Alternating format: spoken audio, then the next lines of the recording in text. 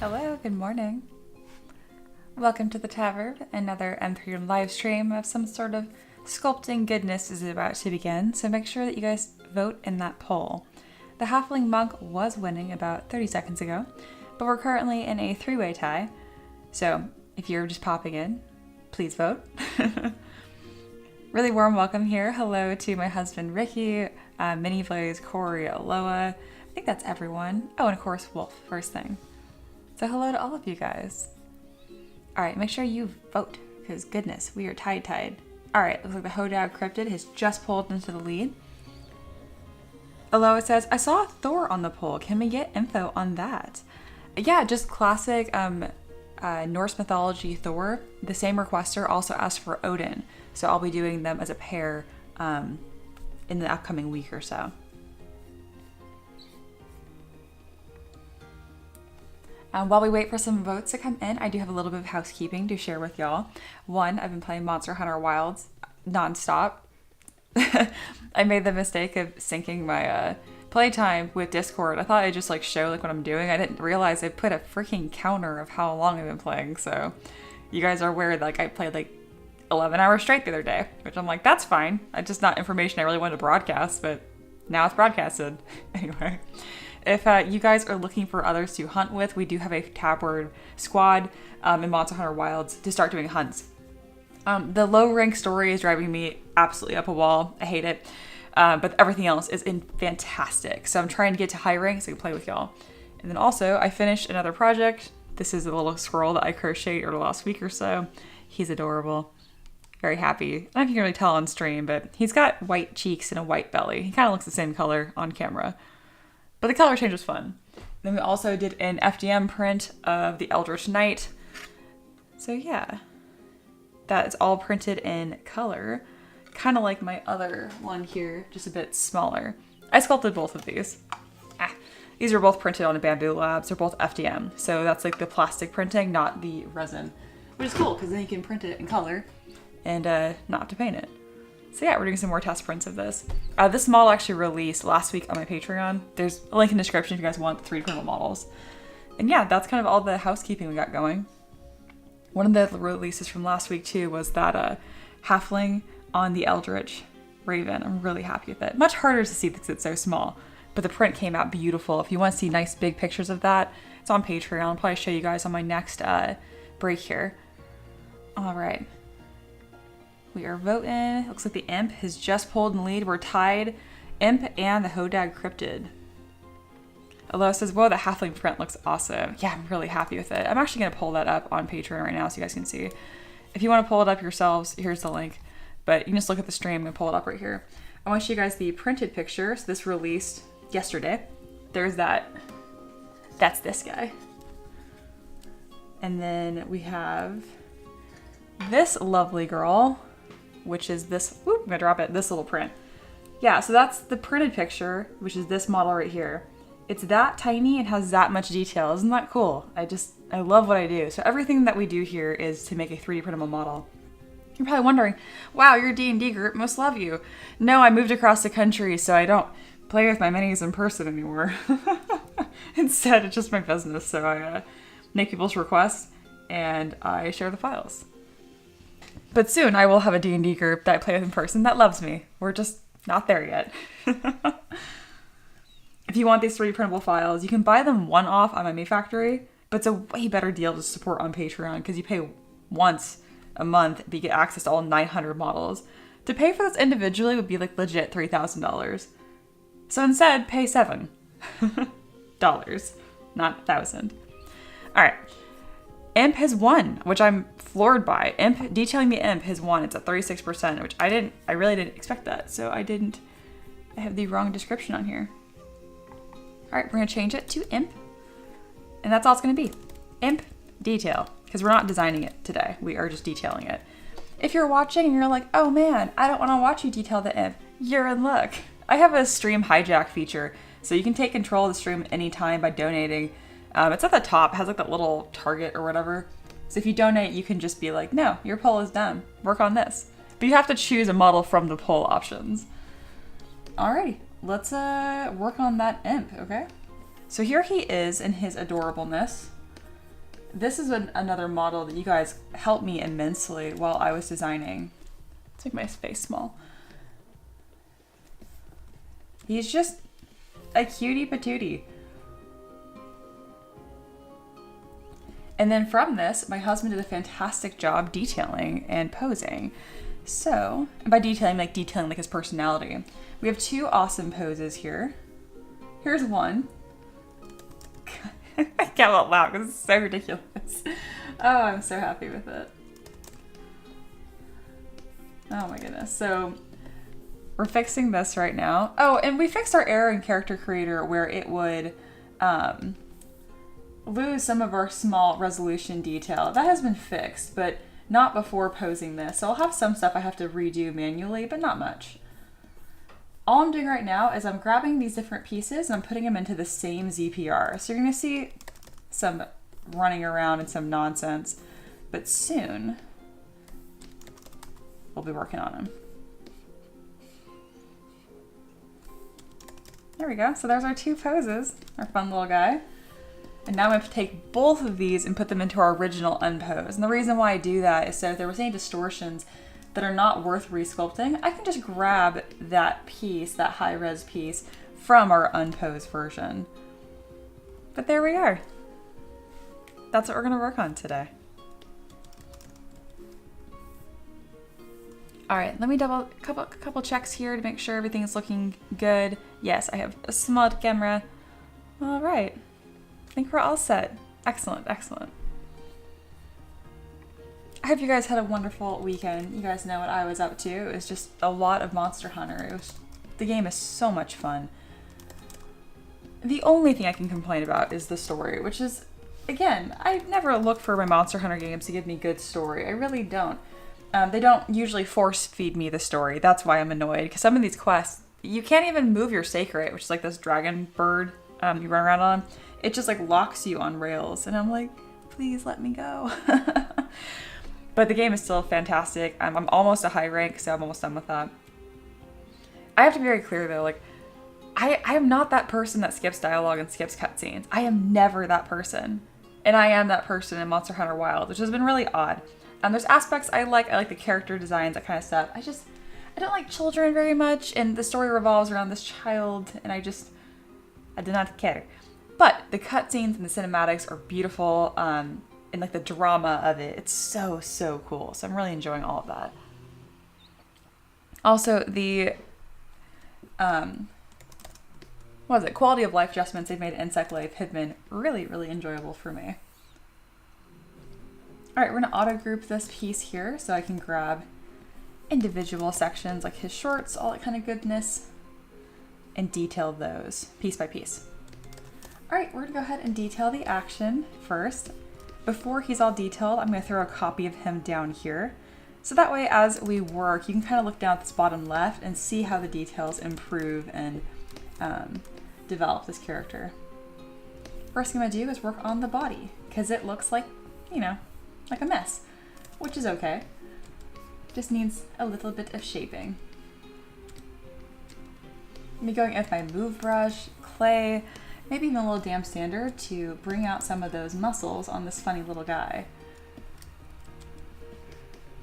There we are. Aloha says, I can't believe how awesome those Storm Quest fights were. Oh, I know.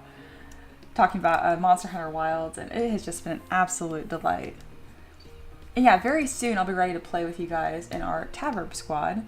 I just want to get through low rank first, because there's so many cutscenes in low rank, and I feel like there would just be a lot of interruptions and whatnot. And honestly, I finally just got like good and consistent at the game again too. It takes a second, and some of the controls for Insect Glaive were literally like flopped from like left trigger to right trigger, and that took me a while to undo that muscle memory. I was so used to playing World. And even Rise to a lesser extent, but I feel like I picked up Rise faster. It was less of a big change from World to Rise. Other than the lack of having like Insect Glaive dust, which I'm very, very glad that's back. All right, excellent.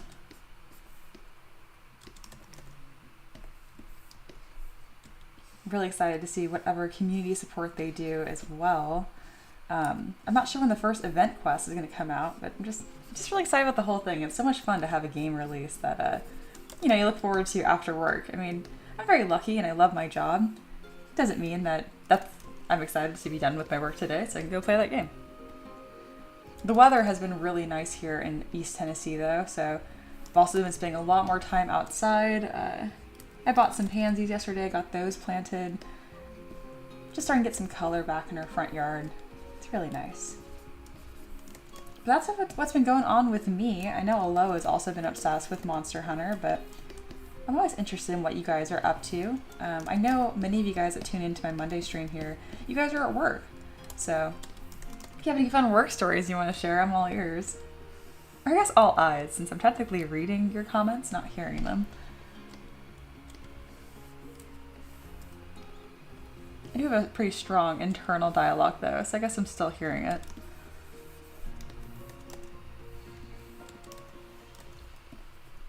There we go. And then this seam right here from the neck into the head, you'll blend those in ZBrush by either Dynamesh or Remesh by Union.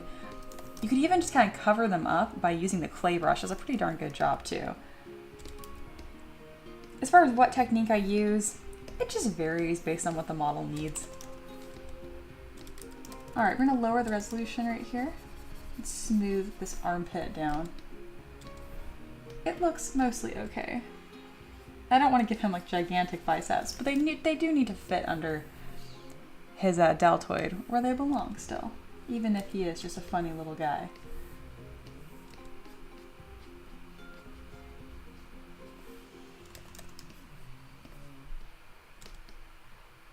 His wrist bone is, oh, ZBrush crashed. It's unusual. Actually hasn't happened in a long time. No worry.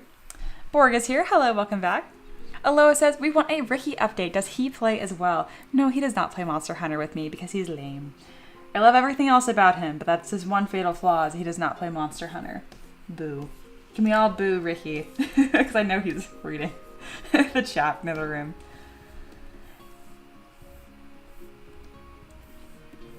There we go. And we're back.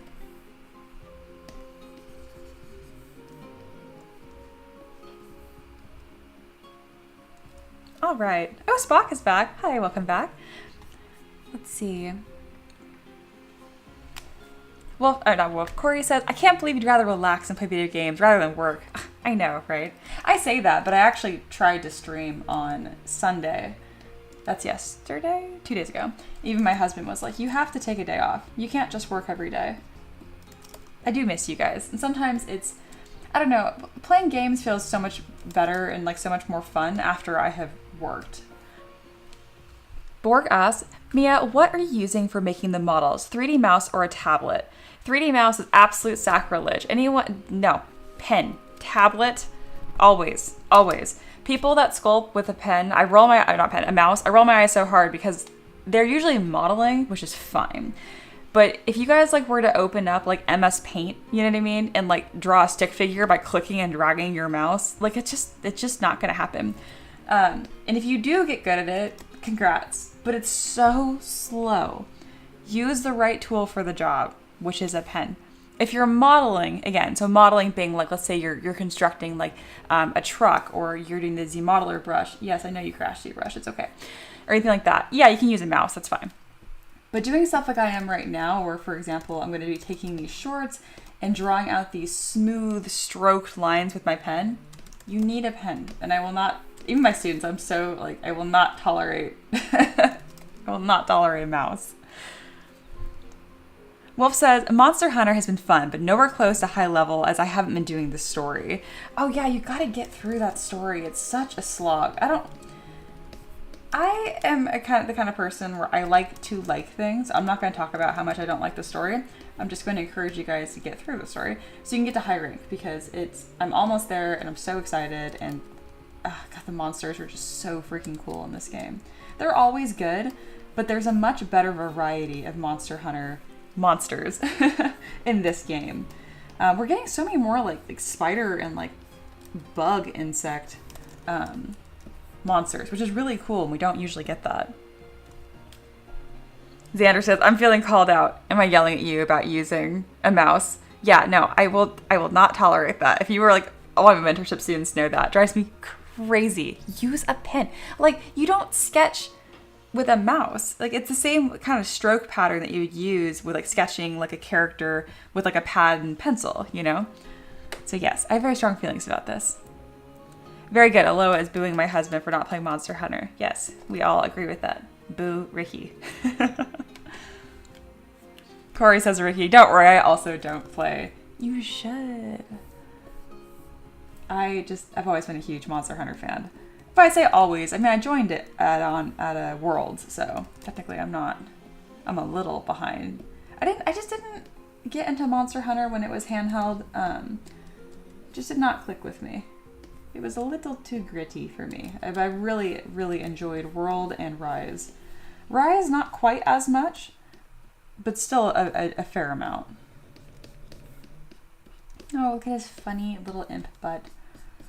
Alrighty, we are going to make this less ridiculous. Nope, that's more ridiculous. There we go.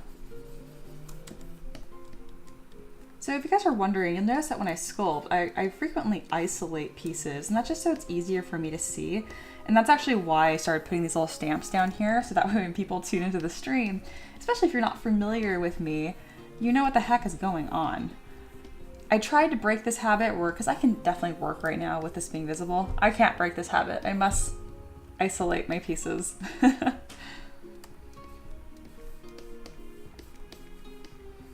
So we're going to be talking about Monster Hunter quite a bit throughout these streams. I'm going to try to stay somewhat on topic. And this is one of my beautiful segues. Let's say you're playing Monster Hunter Wild and you have a fantastic character design and you think, oh man, wouldn't it be nice if I had a little statuette of my Monster Hunter character? I do that. So if you look in the description, my Patreon, I take model requests. That's my whole point. And I had my first person this morning become a patron and request their Monster Hunter character. I am all about that. Like, if you want, that totally fits the theme of what I do. It is absolutely tabletop friendly and fantasy based. Super, super cool. So yes, if you want your Monster Hunter character made custom by me, that is a thing. Check out the Patreon. Hey, Just Lingual is back. Hello, welcome back. Let's see. Xander says, I use paint with mouse all my life. That is chaotic. Borg asks, what tablet are you using? I am using a Cintiq. Aloha says, wow, that's perfect for the tabard. Absolutely. And then Blaze talked about the white overlapping the seams. Nothing, this is not, you can't 3D print resin in color. So that's just for the stream.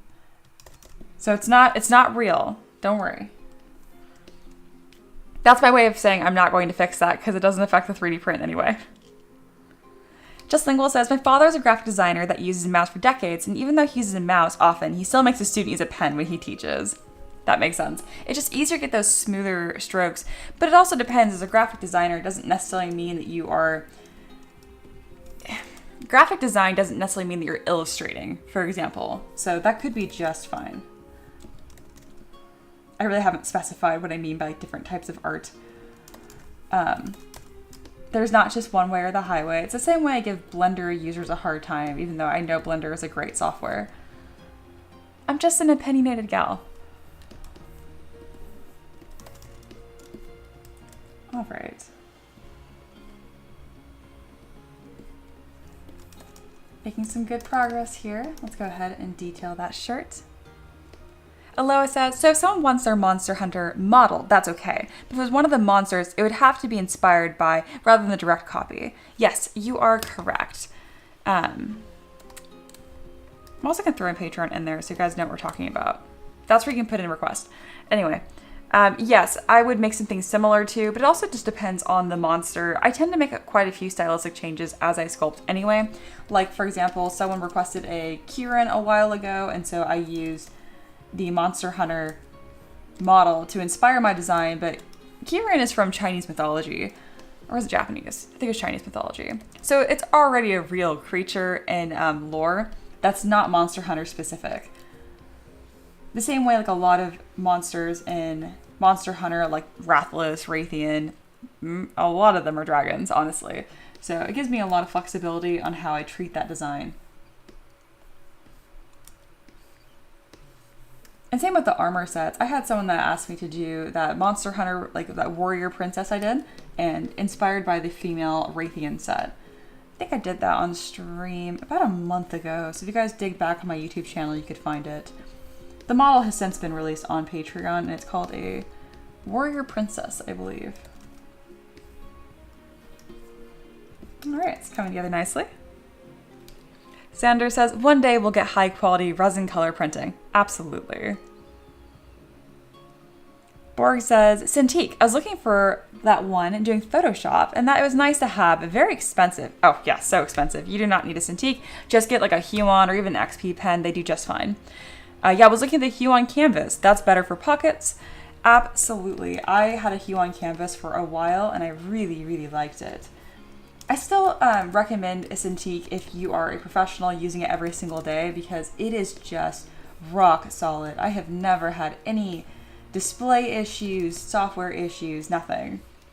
Not to say my canvas wasn't wonderful, but there was a few software updates I had that kind of like required an hour of troubleshooting or so, and you know what they say, time is money, baby. And I really don't have the time to fight my tools. Since this is what I do for a living, I really just need my shit to work. I don't mind solving problems every now and then, but I have a very low tolerance when I'd rather solve problems as they come to like my designs and making creative decisions.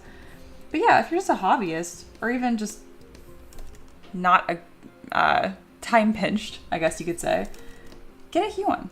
Cintiqs are super expensive. When I bought this one, it was even more expensive than it is now. But I've also had it for like 5 years or something, and it quite literally has never even had the smallest inkling of having a software issue. And Borg says, Cintiq for pros, yes, but hobby Huon. Oh, I like that. Hobby Huon, absolutely. And even like moderate professional, I would still recommend Huon. It's gotten so much better. So when I first used Huon, again, they had some kinks to work out here and there, but the company has now been around for a few years, and they really figured their stuff out. They're quite reliable. I think I've heard mixed things about XP Pen, so I really can't speak to them as much, but it's such a good deal at some point. It's fine.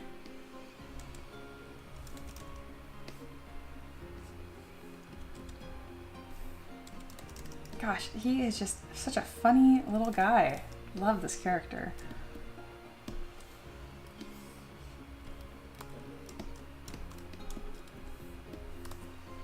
So as I'm going through my detailing phase, this just means I'm adding fabric folds, making sure things make sense. Right now I'm adjusting this pocket watch to better fit. I'm gonna move it up higher on his hip perhaps, and on that belt. That way it's, you know, not as fragile. So that's another thing that I'm doing here is, again, this is gonna be 3D printed about this big. So I don't wanna have tiny little aspects that are hanging off the model unless it really makes the model truly more interesting. Otherwise, it's not worth it. So this guy, again, I can't say something isn't a player character on live stream because without fail, someone in the stream is like, I play as that. But this guy I don't mind if he's a little more fragile because I don't imagine he'd be on the table super frequently. This might be like a really quirky NPC. You know, I actually think this is that character's familiar, so you know, I do need to make him somewhat sturdy.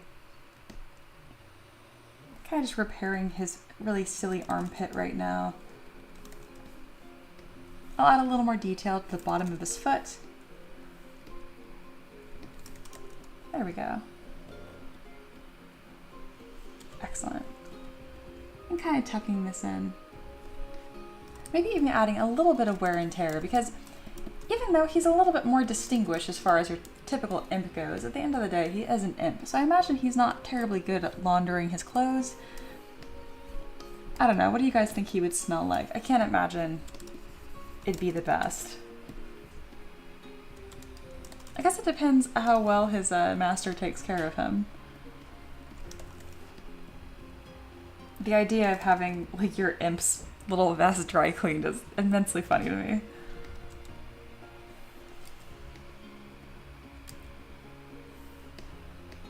Aloha says, another great post from Ricky, by the way. Look at how the little guy's balancing, right? Isn't this funny? I'll need to be pretty careful with the way that I construct the base, just to make sure that the model's not actually being supported just by this peg leg, because that would be a nightmare. Wolf says, I'm still working on my Monster Hunter inspired RPG system, getting new ideas for things to add to the system when playing the game. Very nice. Borg mentions that the Huon 4K 24-inch is 1,100 euros, while the Cintiq is over 2,000. I believe that. And then someone new is here. Yoel Adamas. I'm going to call you Adamas because that's a little easier for me to say. XP Pen works very well. Welcome, and thank you for the input. Yeah, I haven't really used XP Pen in a long time. Again, I've had my Cintiq for so long that I just really haven't had to use anything else. But I do have some students that use the XP Pen and have a lot of really good things to say about it as well. But I appreciate someone coming in and giving me a little more input on it, because I always want to make sure that if I'm giving my student recommendations, that it's still current and up to date. All right, looking quite good here. Gosh, just the silliest little guy.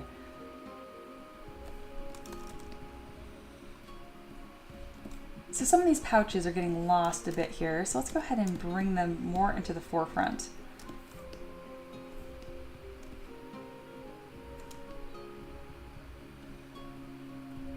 To do that, I'm going to isolate this little section here and then draw a mask with mask lasso. Kind of draw a big loop around like this.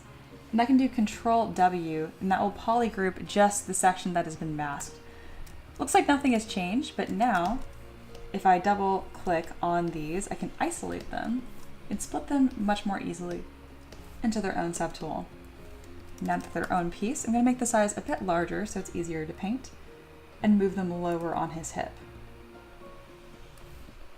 Perfect. It's just like a nice little detail for people to paint if they wish. I'm going to make sure I tuck in the pipe, because as I mentioned before, it's one of those things where it just doesn't need to be a fragile piece unless it's something that's genuinely interesting to the silhouette. This isn't, so this can just be pinned to his hip. There we go. Very nice.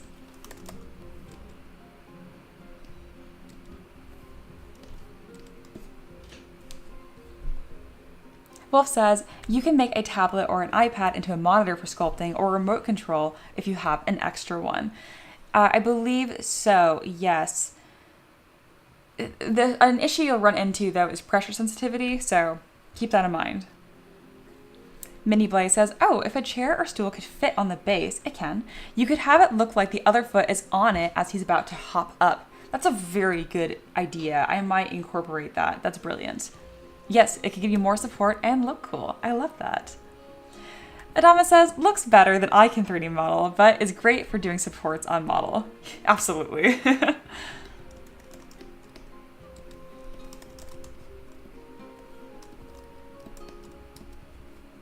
I'm going to mirror this little tab for his belt to go the other direction, because I think,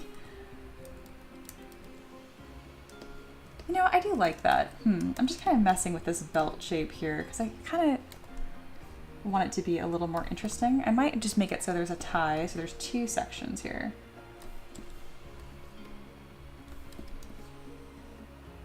There we go.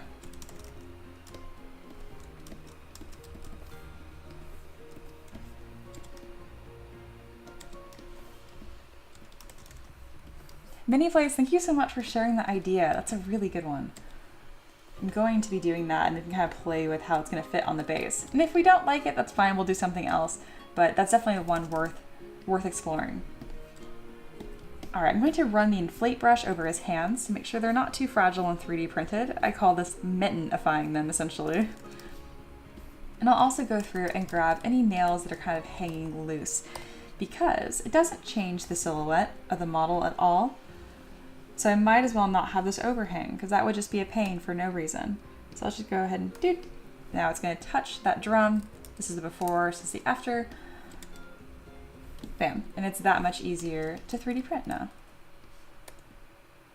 So that's part of my detailing process, is just really making sure it's all cohesive while making it as easy to 3D print as possible.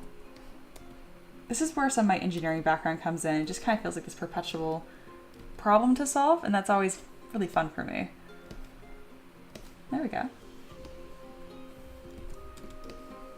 And this little foot could stand to have a little more detail. So let's go ahead and kind of block out those little toenails. And same thing with the bottom of this foot.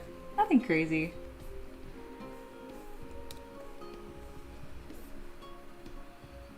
Just giving it a little more attention.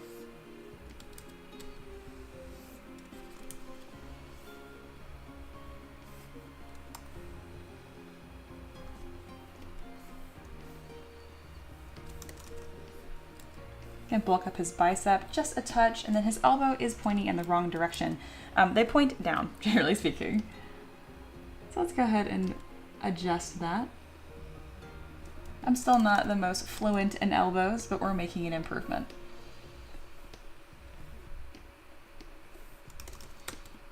And fluent in elbows is the technical term. That's how I like to talk about anatomy. Do the same thing I did with his toes, but I'm kind of bulking up a little bit more detail here.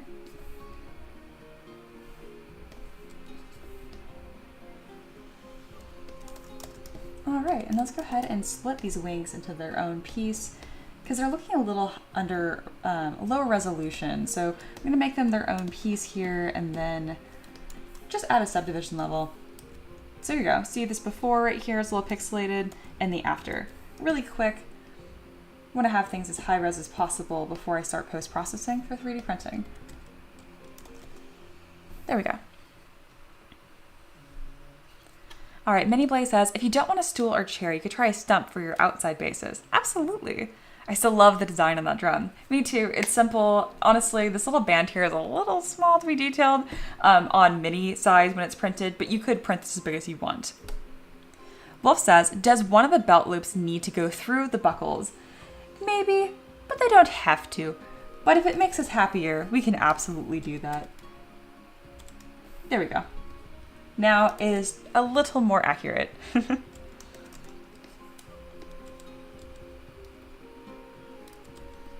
gonna pull his vest off him just a little bit to give it a little more of a dynamic look.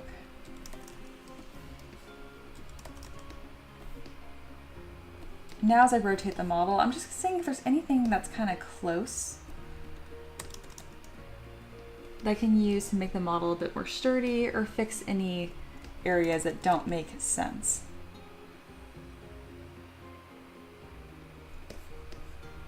See his body's clipping a little bit right here, so let's tuck that in. And then this vest does get a touch wide, doesn't it? So we're gonna modify the shirt and the body underneath, just to make sure it doesn't look too bulky in the back.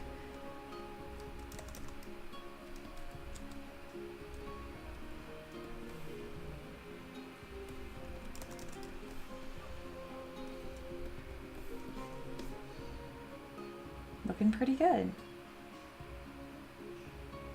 Gosh, just a really silly character. I'm pretty happy with it. All right, let's go ahead and zoom in on his really lovely mug here. And let's see if this needs any attention. Looks like the ears are a little low res. Something I'm just gonna do, I'm gonna grab his entire head. I'm gonna go ahead and mask it into its own piece, just like that.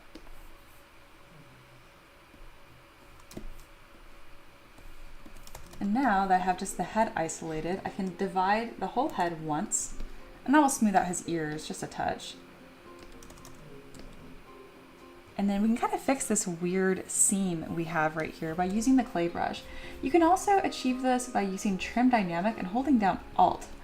That's worked pretty well for me in the past.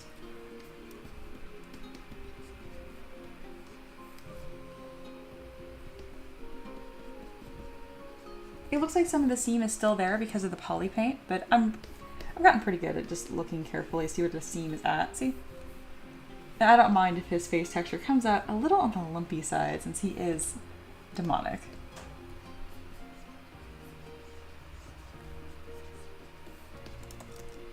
There we are. Excellent. And then we can go ahead and delete these little shoulder spikes right here because they're not serving a purpose anymore.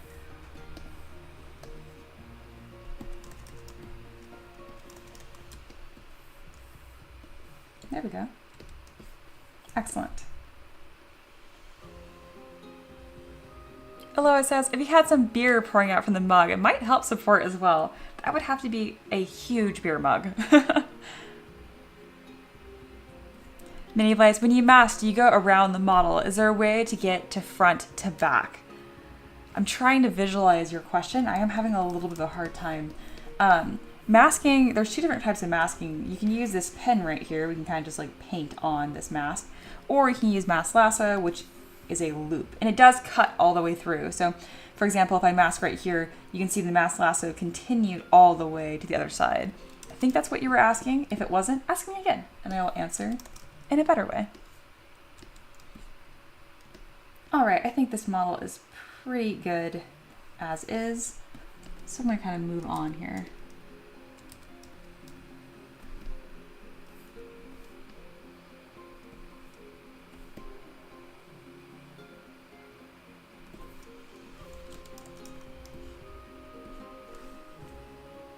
Maybelline says front and back at the same time. If you use mask lasso, yes. If you use mask pen, no, unless you have some sort of symmetry modifier turned on.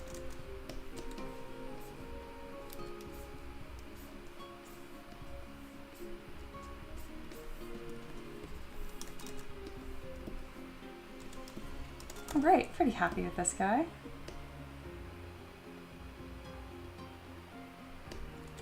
Let's see if I can chaotically merge and post-process this all at once. That has been working quite well for me.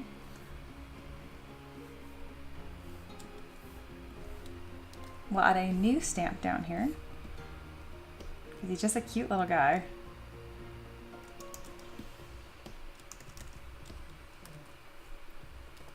First, I'll check the mesh integrity. We do have something that's throwing quite a few errors.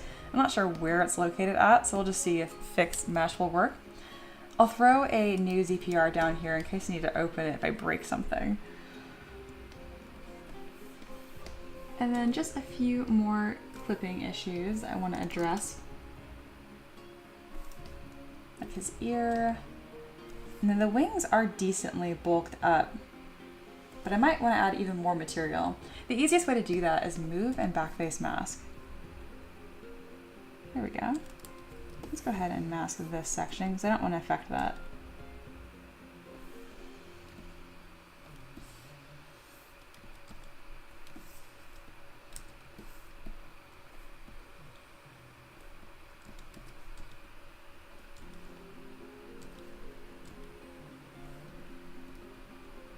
Wing connections are really, really important. It adds so much more stability to the models. If you can make it larger, just keep making it larger. That's more so for 3D printing only. Obviously, if you're just doing this for a visual design or a video game asset, you wouldn't need to do that. In fact, they'd probably discourage you from doing that.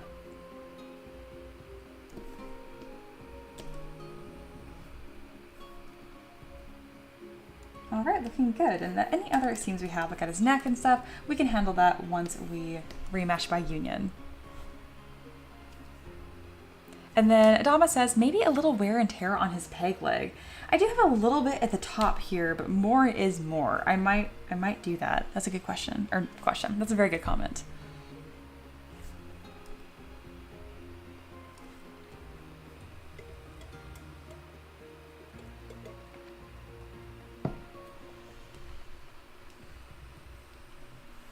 Do you guys have any fun projects that you're working on right now?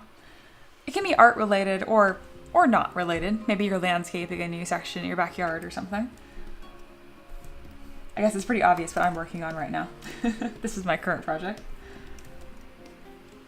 I'm gonna add a little bit of wear and tear on this peg leg as suggested. Really easy to do and it'll just look nice. Just a little bit.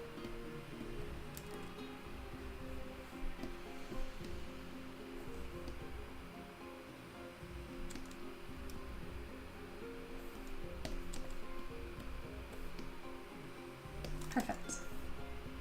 All right, it looks like that remesh by Union actually did okay, and I can see where that mesh error was caused from. It's something to do with the trim of the pouches really came out awful. I might have to undo and repair those entirely. I'm not sure what made those so angry. So let's go ahead and go back now that I know what the error is caused from. All right, what are you so mad about?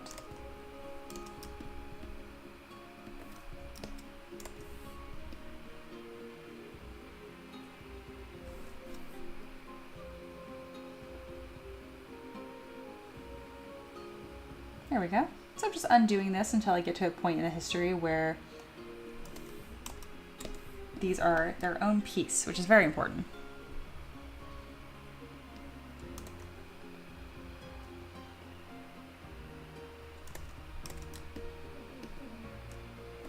You know, I could also just try doing close holes first, and that might make it happy.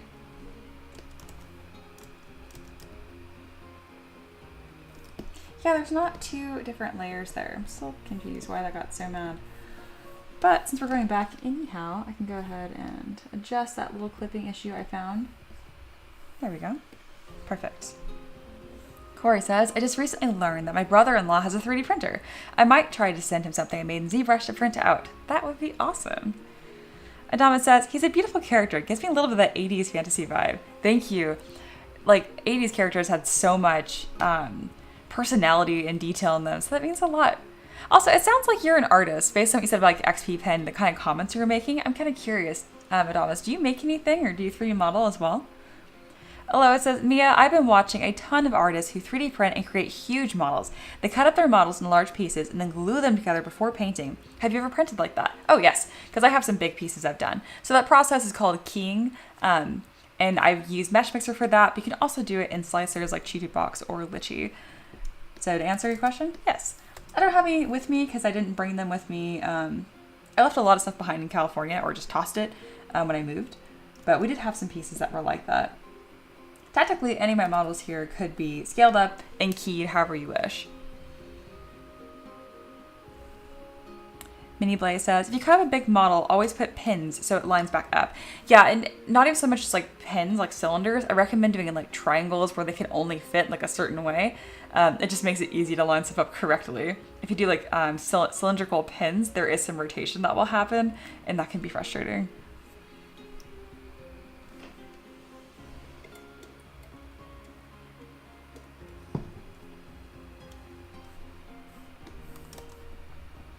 All right, let's see what's going on with that trim piece right here, because it's interesting that these pouches are kind of having a meltdown. Yeah, I did close holes first that time, and it fixed it. Very good. I had many, many other tricks up my sleeve if needed, but if I don't have to use those tricks, then I'm happy to not have to.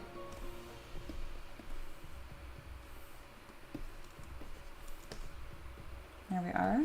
Excellent. And yeah, we'll definitely need to get creative with the base to make sure that this isn't going to be a 3D printing headache.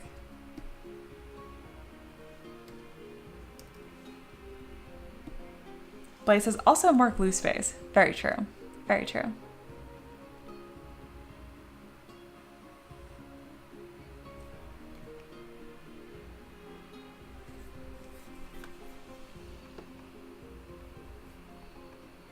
So a lot of you guys here are 3D modelers and 3D printers as well.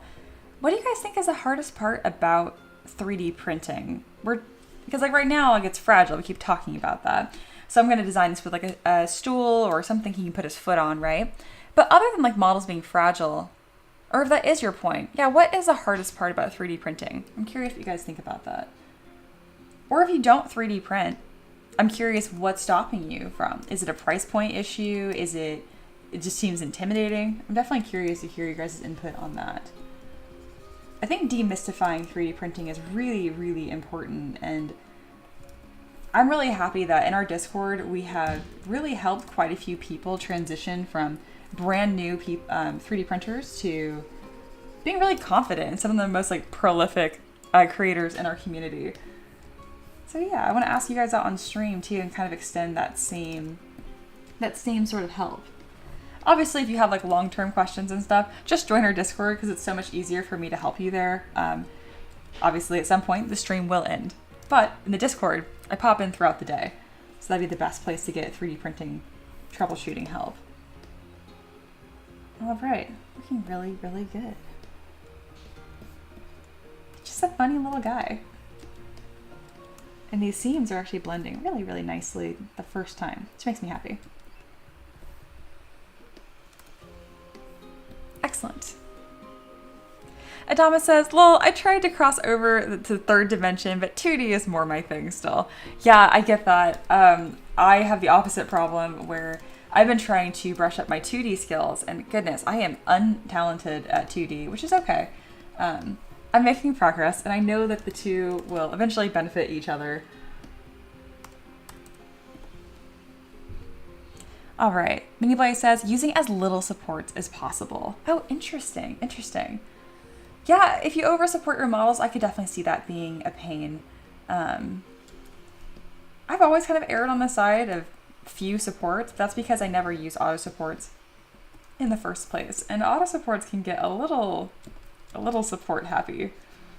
Which, I mean, hey, is better than not printing at all. Adama says, supports can be kind of hard on the printing side, making sure everything is right in the details. Come out like you like, the modeling side is everything. Oh, very true. So interesting, 2 of you guys have mentioned the hardest part about 3D printing for you is supports. Interesting, interesting. That's helpful for me to know. I mean, that's why I offer pre-supported files on my Patreon, so all 900 plus models.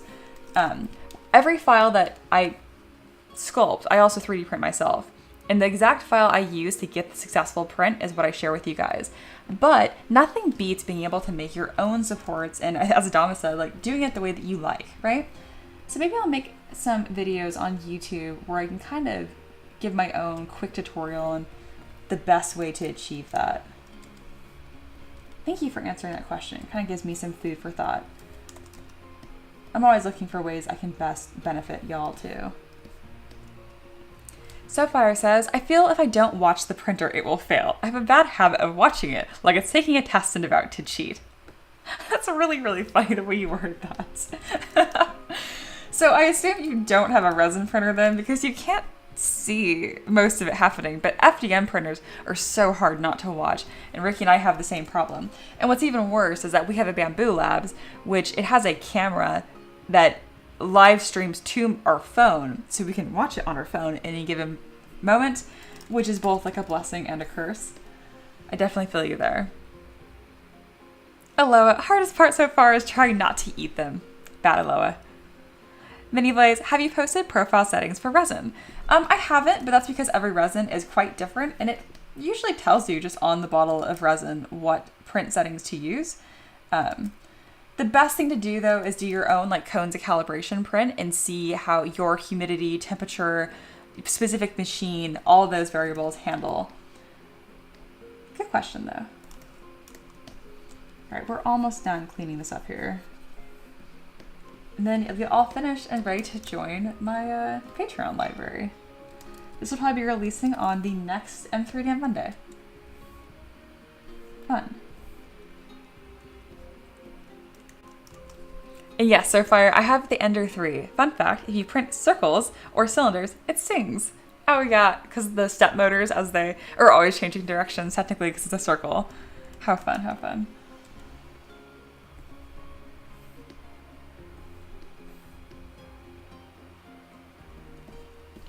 All right, I'm pretty darn happy with this character, and we're down to a much more reasonable amount of polys as well. We're at 200,000.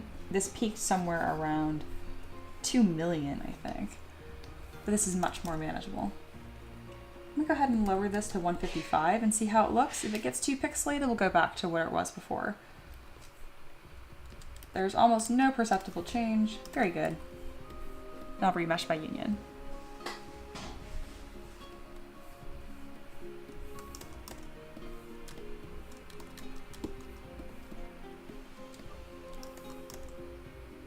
All right, well, I think this guy is done. So let's go ahead and detail his friend.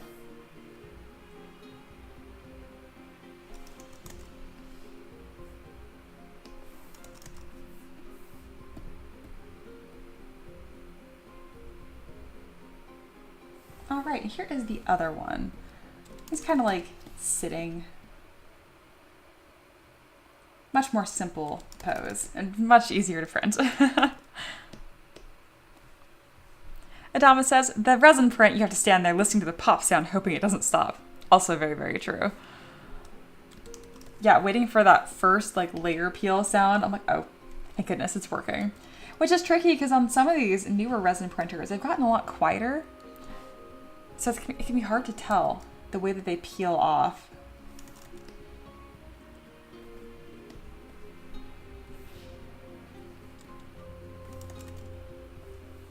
Adonis, what kind of stuff do you print? Are you also like a tabletop fan, or kind of just printing like your own like statuettes, maybe even more practical stuff like hooks to put around the house, whatnot? Where's my clay brush? There it is. Aloha says, I feel like looking back at school, you could really tell when teachers were actually good with teaching and not just knowledgeable of the subject. Mia is a great teacher and heart and passionate. Oh, thank you so much. That's very, very sweet. And yeah, you know, it's funny, being good at the topic that you're teaching doesn't inherently make you a good teacher, which is something that I had to learn too, where I'm like, I need to learn how to be a better communicator. And it's been about 5 years, and I think I've gotten pretty good at it. So I appreciate you saying that. Corey says, alrighty, good luck with the stream. Gotta get going. Have a good one. Yeah, thank you for joining. I always appreciate it. Oh, and Lois says, which is why I should become a member on Patreon. All right, if one of my students is plugging my own stuff, I should probably help with that. If you guys are interested in learning how to make your own 3D printable models like this, I teach. It's $30 a month, and the mentorship program is directly contact with me. So I do have like courses, and I have assignments I give you, that kind of stuff. But the big thing is that you don't have to make all these like micro decisions on what to learn and how to learn it. I do all of that for you. I just give you a bite-sized piece. You accomplish that one thing, and I give you the next bite-sized piece. And then you can ask me questions along the way. I've been doing it for about 6 years now, and I find that's the fastest and most painless way to learn something brand new. Because just giving someone a huge library of information to draw from, I mean, it's a start, but it's so overwhelming, especially if you're new to 3D. So I've gotten really good at breaking that down to make it much more accessible for all levels as well. A lot of my students joke they couldn't even draw a stick figure before the start of my classes, which isn't true. I find people are usually overly harsh on their own artistic ability.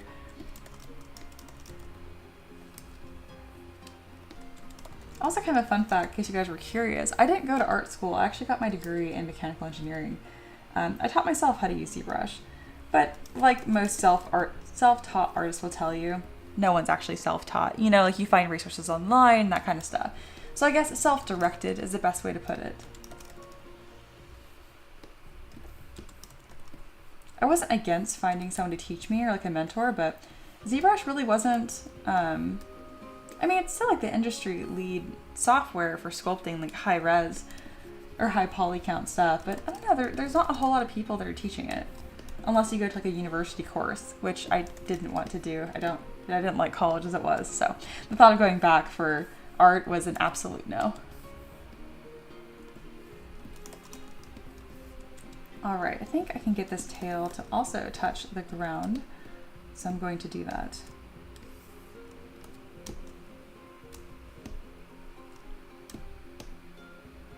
Perfect.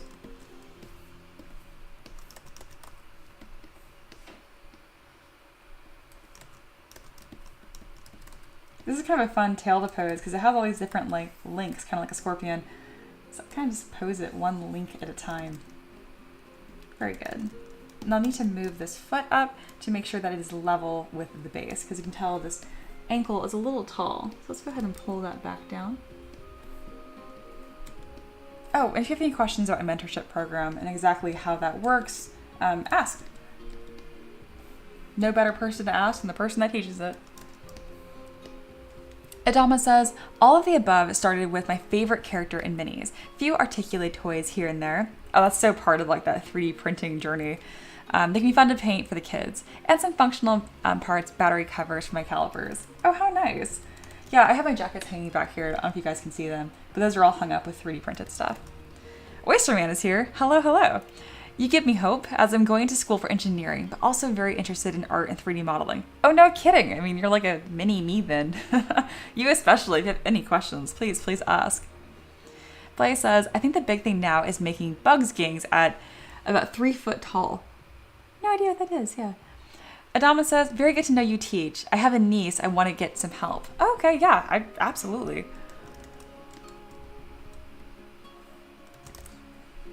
Midori is here. I recognize your profile picture because I feel like you've been here before. Oysterman, I'm not certain. Either way, welcome to both of you. If you guys aren't familiar with me, my name is Mia, and I've been 3D modeling full-time for about 6 years now. I have a Patreon, people support me, and I share all 900 of my models, and then they give me new requests to make every single month. And it's fun because all the requests go out to the entire community. So it's cool, like someone will ask like their D&D character, and so it's great for them because they get their character, right? But then everyone else in my community gets access to my library too. So maybe your D&D character will end up being an NPC in someone else's game or a big bad evil guy. It's really cool to see the same model get lots of use in different scenarios. All right, I'm pretty happy with this. And yeah, following up a little bit more to what Oysterman said, I taught myself how to 3D model when I was in school still. So it is doable. And I was taking an outrageous amount of classes too. So it can be done. It can be done. Maybe I don't necessarily recommend it, but it can be done. Just don't take too many classes. I was hell-bent on getting completely done with school within 4 years, so that required quite a bit of coursework. But I did it, so yay. Yay to that. Adding some more fabric folds here using my standard brush, which is like my favorite way of adding quick fabric folds. I do use simulation effects in ZBrush when it's something more complicated like drapery, like a toga or maybe a fine gown. But just by default, I find it really easy to just come with my damn standard brush. Or sorry, standard brush, not damn standard. That is a totally different brush, even though they sound almost identical. There we go. I'll check on the chat in just a moment. Kind of on a roll here, getting a couple things done. But I appreciate you guys hanging out with me. I really love what I do, and if you're feeling shy, if you have questions, I encourage you to ask. And if you're just having a good time, just continue to lurk and have a good time. I love that too.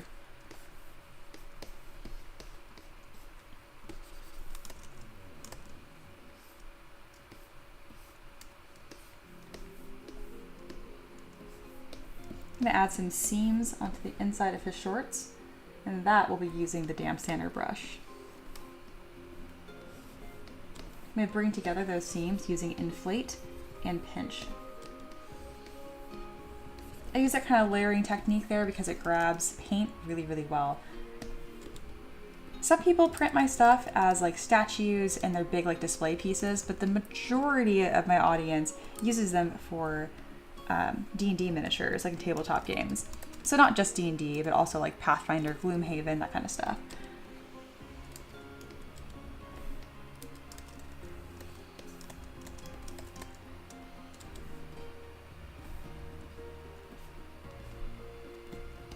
All right, excellent. Next, I'm gonna get this shirt detailed up a bit. He's got a bit of a beer belly going on here.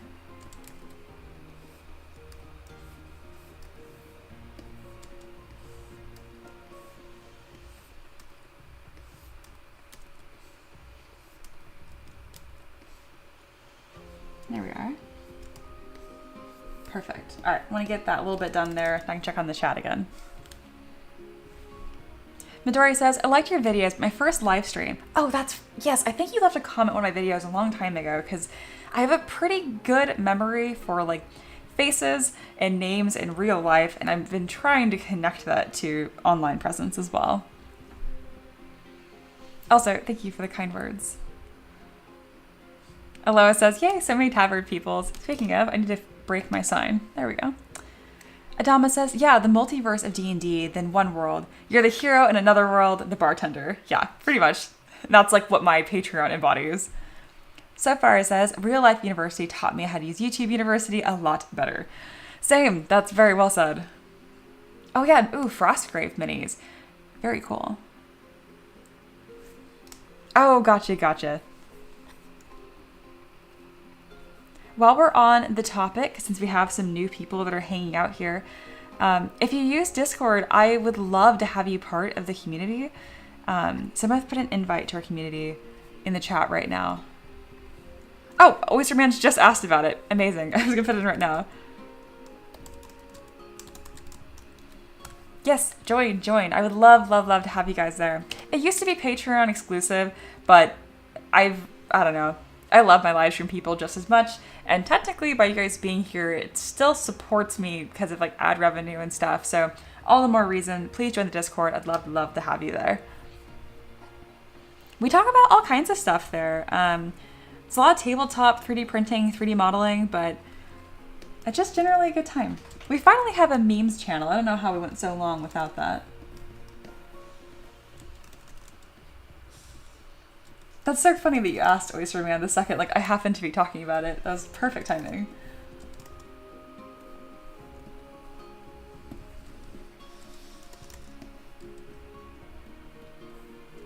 Also, it makes Aloha very, very happy when we get new people. She's kind of like our unofficial mascot, so I know she's going to be happy about that.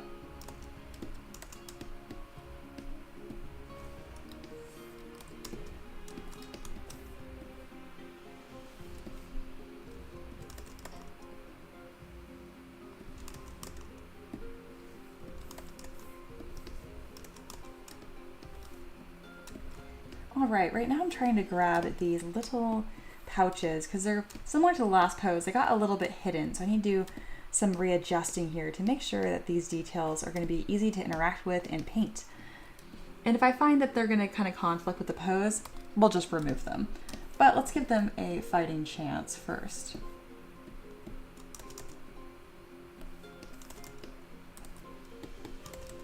Let's make them larger. I don't think the pipe is going to work on this one at all, which is a-okay. So let's go ahead and just remove those details.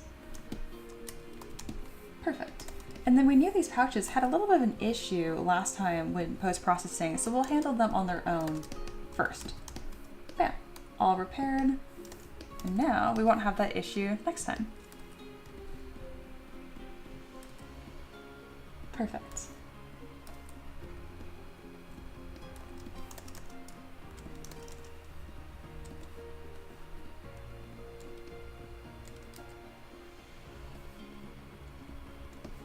Very good. Really coming together. I need to get some detailing on this vest. And then once we have this post-process, we'll go ahead and tackle the issue of the base. That'll be a fun one. Midori says self-taught through YouTube as well. Very nice. Blaze says, sorry you gave the imp a beer gut last week on purpose. When you guys have great suggestions, that's what I gotta do. Midori says, I'd love to see your character creator workflow. I started using it too. Yeah, I know. I'm kind of speechless because it's frustrating that character creator is only on Windows and I sculpt primarily on a Mac. And by primarily, I mean exclusively. So I have a different computer that doesn't have like my live stream setup on at all. But never say never. I will figure out a way to get that working. Maybe even like a dual screen stream where you guys can see my husband posing a model at the same time that I am sculpting. And that'd be really fun. And that's how we actually work too. I definitely need to make a video on how to use Character Creator because the tutorials out there are god awful. They're like hours long to just get like the simplest thing done.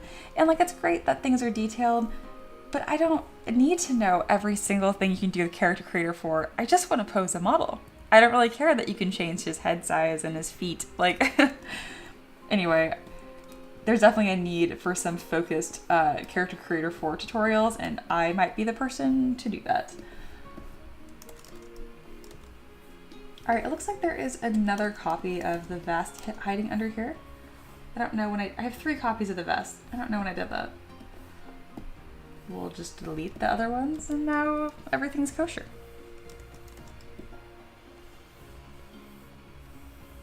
Blaze suggested putting a pipe in his hand. Both of his hands are not open, so that would not work.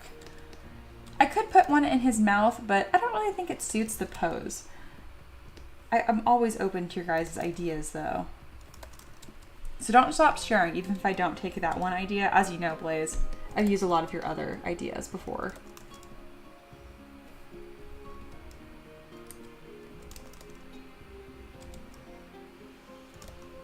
Where is this other fingernail? It's like disappeared into the abyss of this character. His fingers are also getting a little too smushy. So let's spend some time fixing that. There we go. There's his knee. I don't know where these fingernails went though. They're gone. Okay, that's fine. We will make more.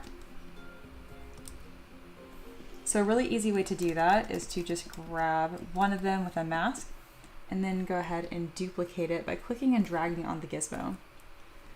We have a lot of 3D printing enthusiasts and 3D designers in the chat. So if there's at any point you guys are curious on how I did something, because I don't always say like every keyboard button I'm clicking, please ask.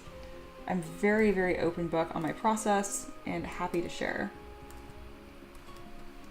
I'm very, very open book. I am an open book. Goodness. You know what I meant.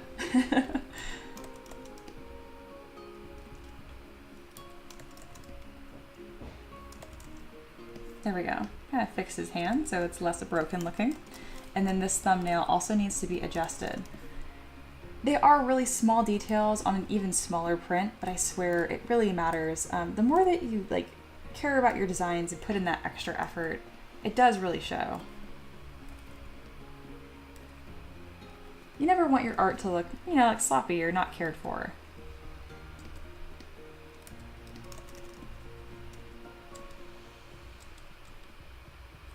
There we go. All right, looking good. Midori says, you are so right. Basic posing tutorials are much needed. Absolutely. And we recently had a couple errors with Character Creator 4, and we knew it was something that we were doing wrong, my husband and I. And it was so difficult to figure out what we were doing wrong because on some of these tutorials, they'll glaze over the most important details. But if you don't do this one step, it breaks your entire model. And it's something as dumb as checking a box. And I'm like, I really wish they emphasized that on the tutorial. Because sometimes the tutorials talk about things as if it's optional. And so I don't prioritize it and then I don't do it and it breaks my whole model. And I'm like, oh, that was not optional, was it?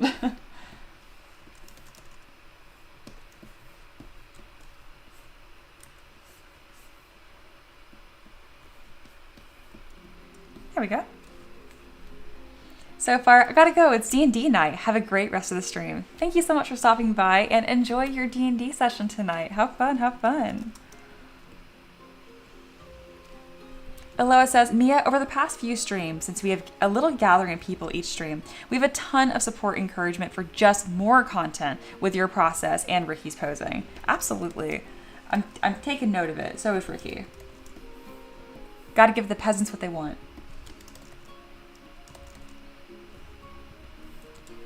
Now we're always talking about ways to make the stream better. We actually have some little decorations that are coming in for the studio and just general little quality of life improvements. I'm also going to redesign my entire desk to dedicate it solely to streaming since I'm doing it darn near every day now.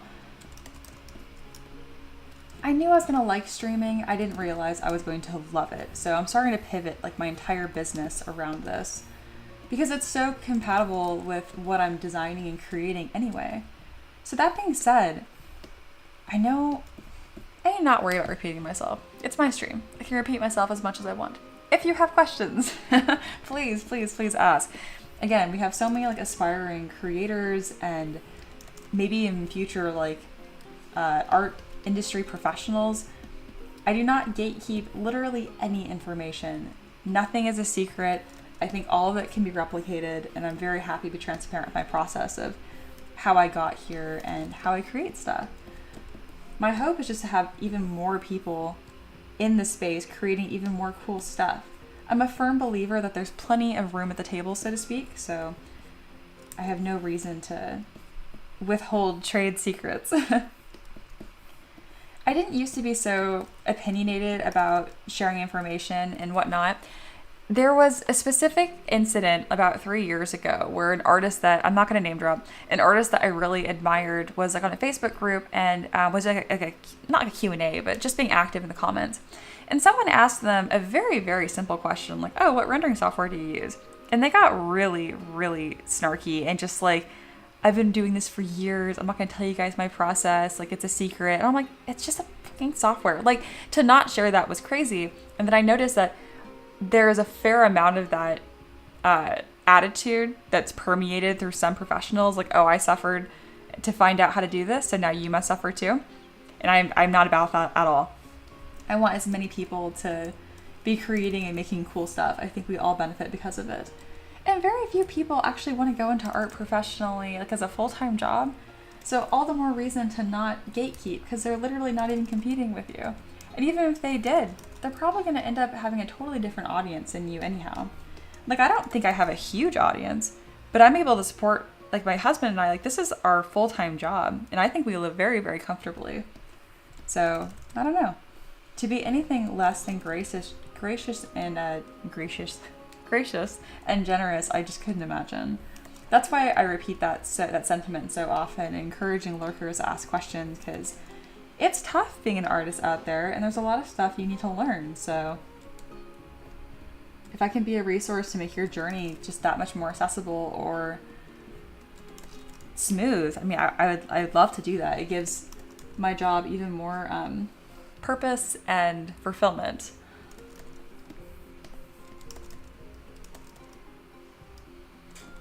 Few more details to add on the back of the shirt here, and then we're going to start doing the same process I did for the other little guy, which is remesh by union, and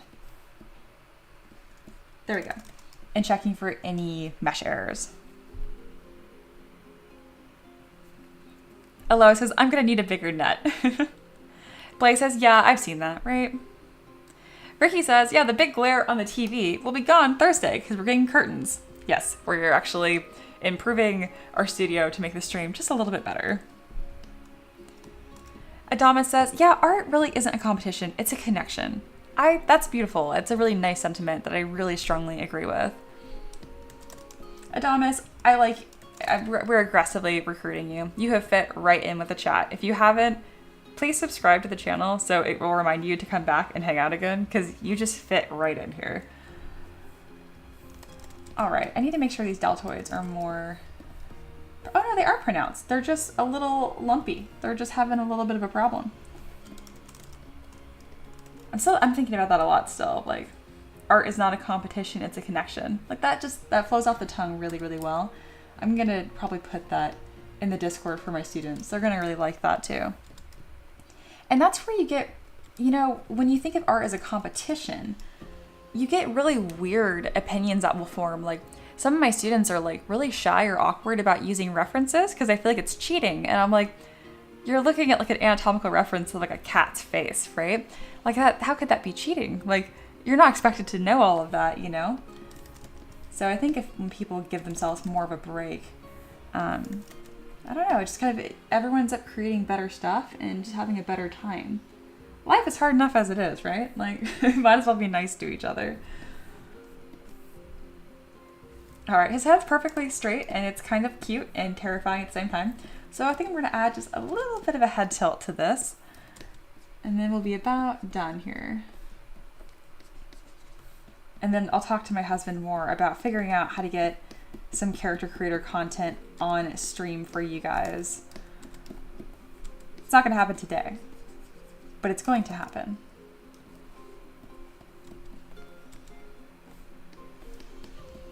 Perfect, perfect. There we go. See, like, scary and possessed? Oh, so charming. It's all in the head tilt. But I can't lower his head too much, because then we get scary again. The face is very sensitive, y'all. Adama says, yeah, I sub. Thank you very much. I'm glad to have you here. Aloha says, surely the secrecy comes from being insecure about your own artwork. Absolutely. Not wanting to share your process is such a cringe way to behave, especially for someone advertising themselves as a creator. I get you, and I don't think it's like every creator's responsibility to be an educator. Like just because I teach, I don't think every artist has to painstakingly teach others and provide that. But when someone asks you a question like, what software is that? And you respond with, it's a trade secret. Like, that's ridiculous. Like, it's a one-word answer. Speaking of, I use ZBrush. Manyplay says, I was talking to someone yesterday on Discord about collecting reference material. Google is great, but over time, folks need to build a bit of a reference library. I use books. Absolutely. It's the more types of references you can collect, the better. And something I like to do is even taking pictures when I'm like out and about.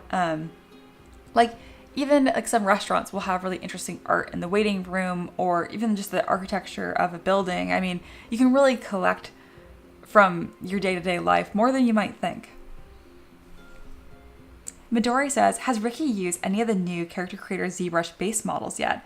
No, he has not.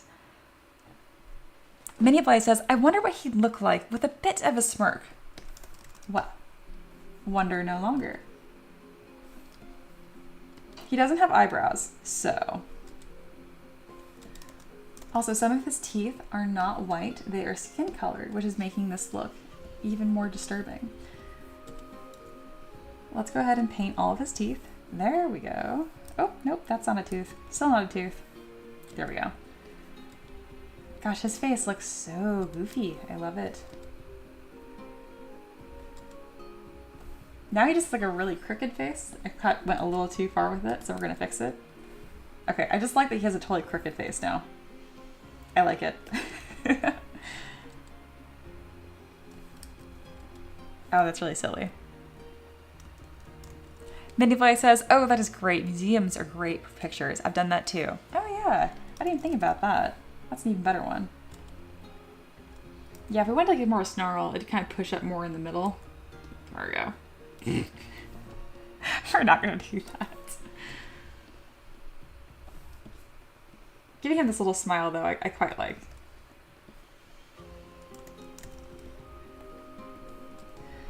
Alrighty, let's go ahead and adjust the shirt some more. And then we have a second piece of the belt I would like to add just to match the other model. Even though you really can't see it on this side, so it's not imperative, but we might as well. We might as well be consistent. Beautiful.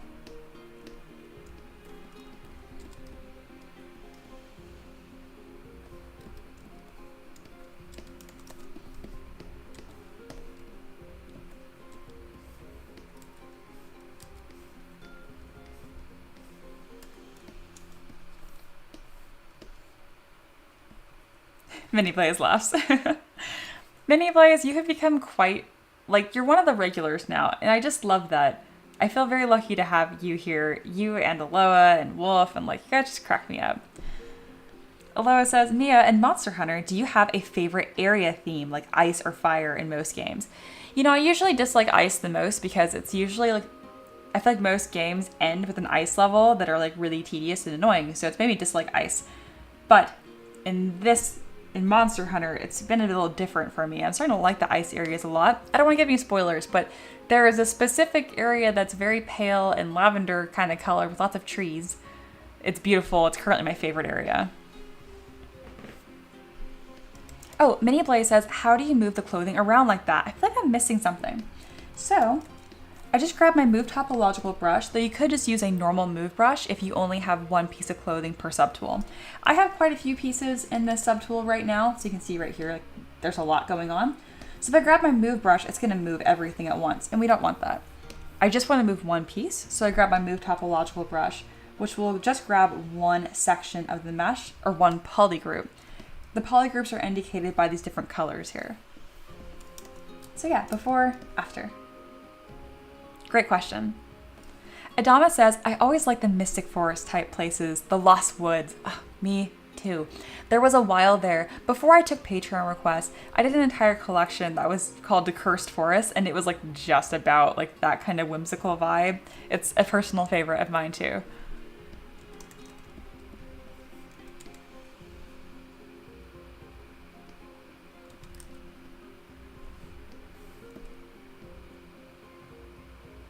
missed live streaming. It was literally only a couple days, but this is really nice.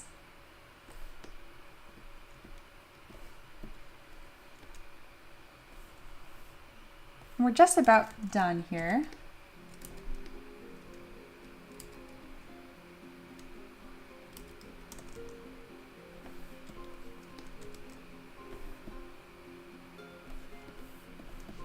All right, so this hand lost a little bit of volume, so let's go ahead and add some more so it does not look broken. No broken hands. Ooh, very broken. Smush, smush, smush, smush, smush. And then we're gonna go ahead and grab the move brush and backface mask to make sure that these fingers extend into the drum. That is something that's just for 3D printing. If this was for like a game asset, I would not be doing that. I'm doing that to kind of cover my bases and make sure I don't have any problems with 3D printing. You don't want any odd little gaps here and there.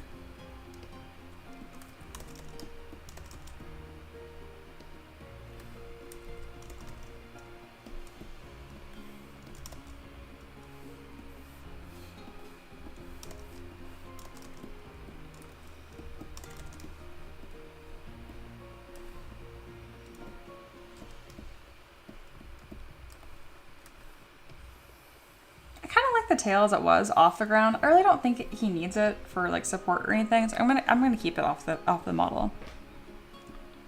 Blaze says, so when we make a model, should we separate each piece into a polygroup? Still learning. I hope I'm asking the question right. Yeah, the best way I can answer your question is pretty much just to keep creating. It's a good question. It's just in order to answer it at your current skill level, it's probably not going to make a whole lot of sense. You'll want, so there's subtools and there's polygroups. Polygroups are groups within a subtool. So it's like a big umbrella. You have a tool, which is like your whole model, and then your tool is made of subtools, and your subtools can have polygroups. So that's the hierarchy, so to speak. And more is more isn't necessarily better. It's just to have like good construction with your models. Err towards having more polygroups than less. Yes, it gives you a bit more control. And it is a very, very, very good question too. It's just, I'm so excited for you to watch your seminar and get practicing. Because I know you're gonna make the coolest stuff and you're already asking really, really good questions.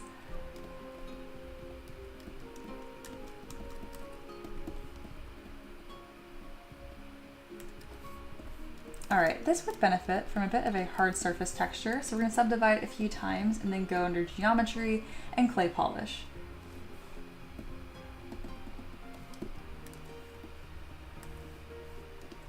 I'm going to subdivide the tail and merge these down. I'm going to put a slight twist and turn on this. Perfect. Perfect. Oh, Monkey's here. Hello, hello. Grabs banana out of mug. Oh, I haven't even talked about that. So under the poll in the chat, it's that little like join the Taverb Guild. If you guys click on that, it brings up my YouTube membership.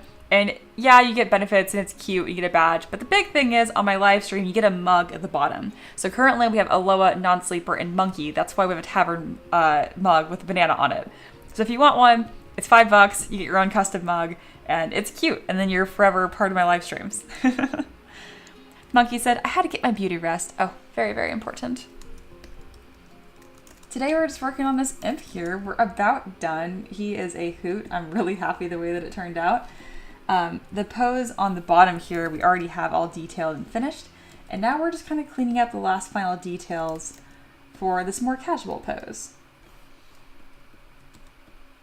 And yeah, we're going to make the base part of the model, so don't worry about this peg leg being the only thing connecting him to the base. We will handle that shortly. Gonna make sure I grab a few of these nails and make sure they're touching his knee. That way there's no supports needed. Not for something that small and inconsequential. Important, but not enough to warrant its own support. Alrighty, using my Move Topological brush to make some adjustments quickly. And again, they never have to be perfect, they just can't be free floating. There we go, very nice.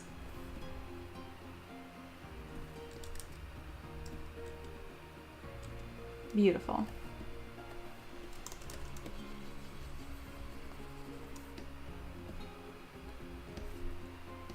All right, he's all set. Oh, what a goofy expression. I'm very happy with this character.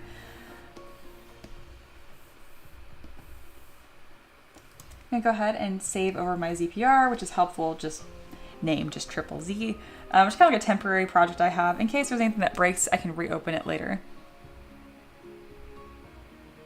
Monkey says, I took the kiddo to school this morning and fell back asleep when I got back. Oh, very nice. I stayed up until like 3 a.m. drawing in Photoshop last night, so I kind of think I need a few more hours shut eye today. Oh, absolutely. Well, if you're staying up till 3 a.m.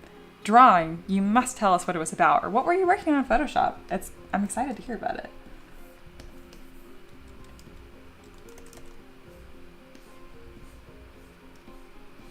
All right, threw a tiny bit more detail onto his foot per request of Mini Blaze.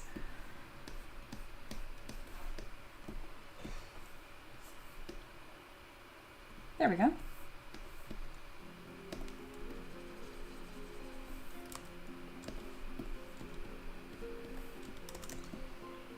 This belt kind of got a little away from us here, so let's go ahead and close up that gap. Very good.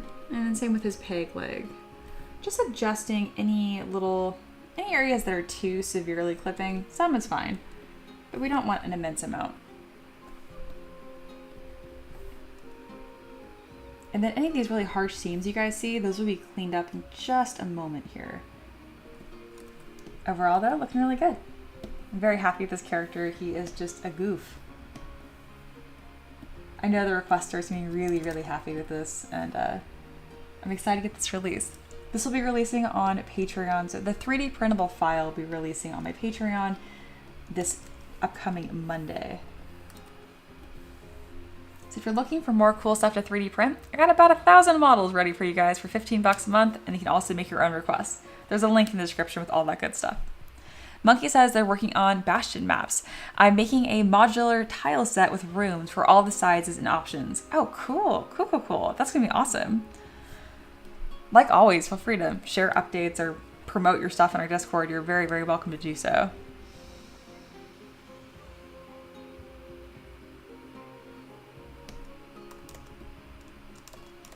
All right, another important detail is making sure that this is all going to be nice and flat.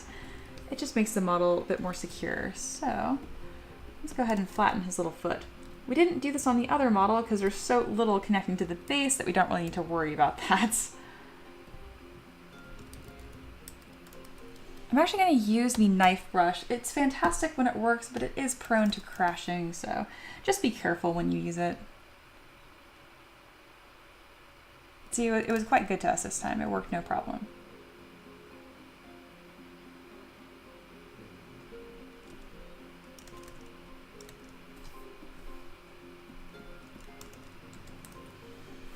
Excellent. Really happy with this.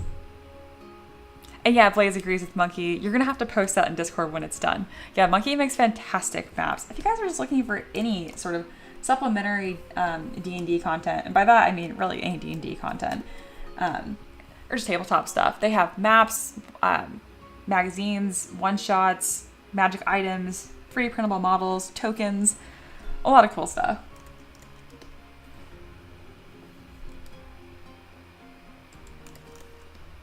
All right, let's go ahead and start smoothing any of these odd seams, like at the neck, especially on the back. That needs to be cleaned up. And to his head. There we go. I can also go in with my clay brush and add a bit more volume. It's looking more natural. He does have kind of like a funny spot on his knee here. Pretty small and inconsequential.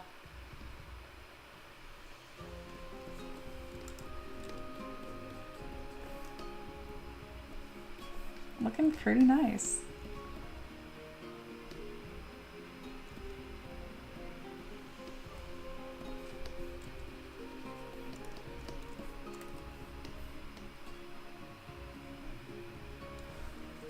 Monkey says thanks. Of course, of course.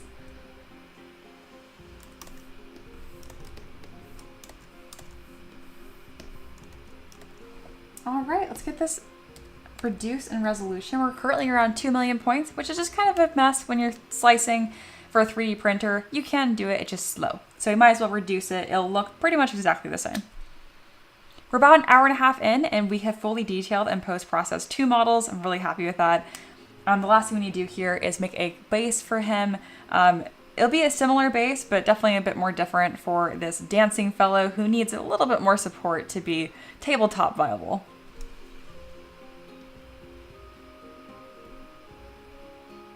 All right, so I'm gonna zoom in here. Maybe you guys can see, you can spot the difference. This is the before, this is 1.8 million points. This is the after, 500,000. Looks darn near the same, which is exactly why we reduced that resolution, because it's not really serving the model anyway.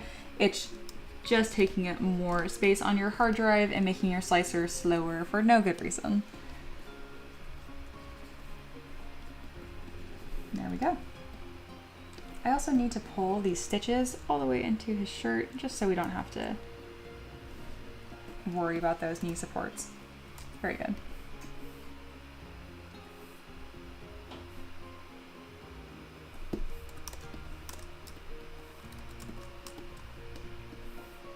All right, we're gonna bring this down to 200,000 points and see how that looks. Most of my models settle somewhere around 200,000 points. It changes over the years, but that's kind of where we're at currently. It seems to work.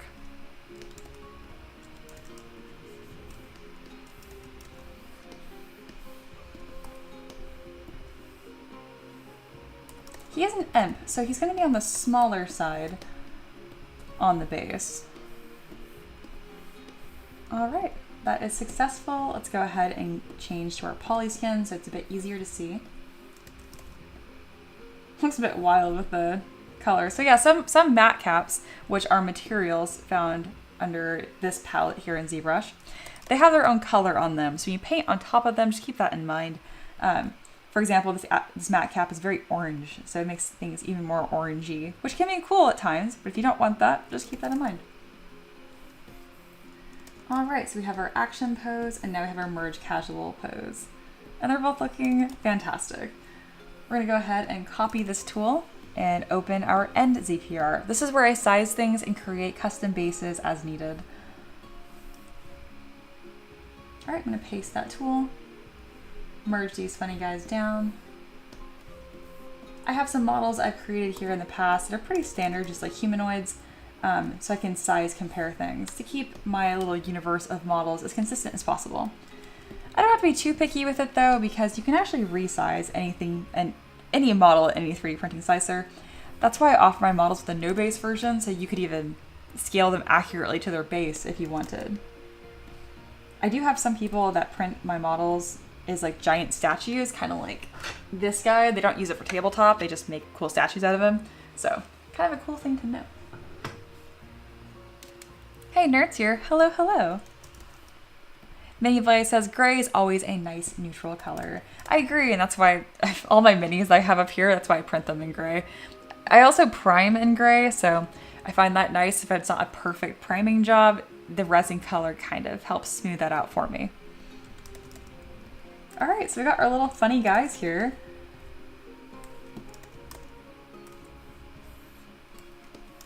Gosh, they're so funny. Nerd, I know you're gonna love these guys. Just 2 little imps being cute. Midori says, I also created 32mm football figures. I haven't tried adding texture yet, as I'm not sure it'd show at that scale. Have you tried that yet? Oh, it would absolutely show. So, funny you should ask. This is gonna double as a Patreon plug too. If you guys are looking for things to 3D print, or you want to request something for me to sculpt, you can do that here on Patreon. I release stuff every single Monday. And the big thing is I provide printed photos. So check this out. This mini, this is the render, right? So this is a 3D program. It's gonna look as good as possible. This is a picture of that print, and here it is. It is that small.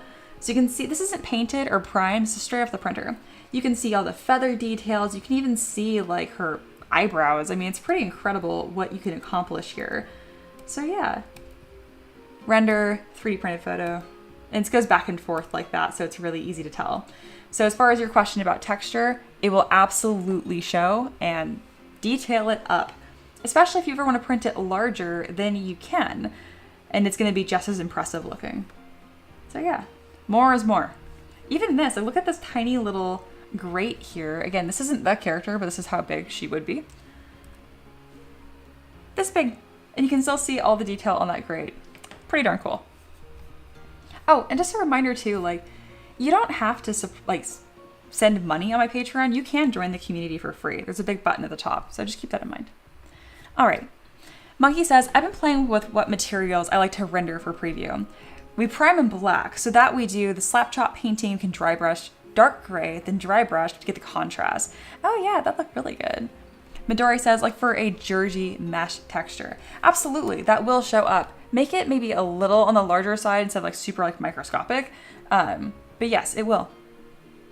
Adama supports what I said, yeah, print quality and detail is amazing. Midori says, I add facial details and wrinkles. Wrinkles will show, face pores won't. But to be fair, like you guys can't see my facial pores. Even if I make my camera big, you guys can't see it. So don't put pores on the face for 3D printing because you're just really not going to see it. You can if you exaggerate it like on a goblin or something, but by default, no. Nerd also primes in black, but I do different things depending on the model. Midori says, awesome, thank you. You're very, very welcome. And if you ever want more advice and help for 3D printing, just a reminder that I do teach and I would love to have you part of my mentorship program. Because that's the kind of stuff where I could make an entire assignment project for you to learn that skill set and improve upon it in a very concise and memorable way. Let's get a base detail for him. I think some sort of like wooden tavern would be perfect, and then maybe I'll even find like a seat. I'm gonna go by bases. I have ones called rough wood, I think. Yes, I do. Perfect. Anything else is here? I think you've been here before. I recognize that name. Yes, welcome back. Anything else says, even on FDM, her prints come out with high fidelity. I use a 0.2mm nozzle on the Neptune 4 Pro. They look great. Thank you so much. Yeah, you're one of my newer patrons, I'm pretty sure. So hello. Adama says, yeah, pores and skin imperfections are usually done in the painting process. Yep. Gosh, there's a lot of really talented 3D printers and 3D modelers here. I just feel very lucky to have this kind of community to be so... I thought most of my live streams would be explaining to people what the heck I'm doing or what 3D printing is. I never expected to have like high-level conversations about the details of my business, and I love that that's what I get to do. I like to explain the basics to new people that have never heard of 3D printing, but as you guys know, that gets really old pretty quickly. So I'm amazed I pretty much never explain what I do on stream. We just get right into the nitty-gritty of it, which is awesome. So there's a few of you guys that prime in black.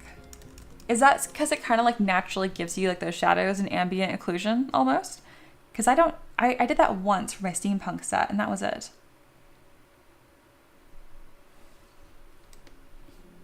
As I asked that question, I kind of paused because I'm like, I really need to print or paint my stuff more. Obviously, I print it. I'm showing it on stream all the time, but I really don't paint my stuff enough.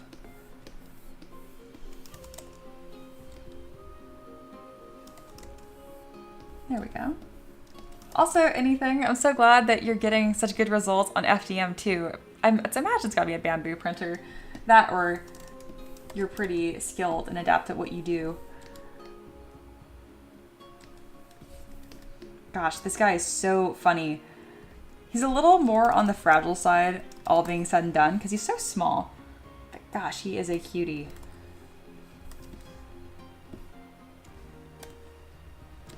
All right, obviously this would be a 3D printing nightmare, so we'll give him something to put his foot on, don't you worry. I'm gonna come over to this side and load up my master tools. I have a bunch of items that we can use to decorate the base. It both makes the base more interesting, but it also makes it print possible. We have a wooden stool sitting right here as if it was made for us. And maybe we'll even put it on the other model because it kind of looks like he's sitting anyhow, doesn't it?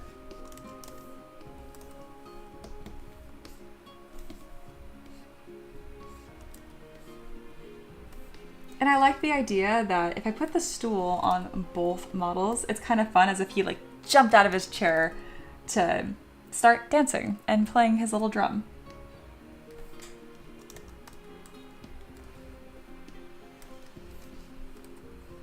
There we go. That's going to make this model super stable, no issues. I'm going to go ahead and duplicate his little seat over here because I think he should be sitting on something.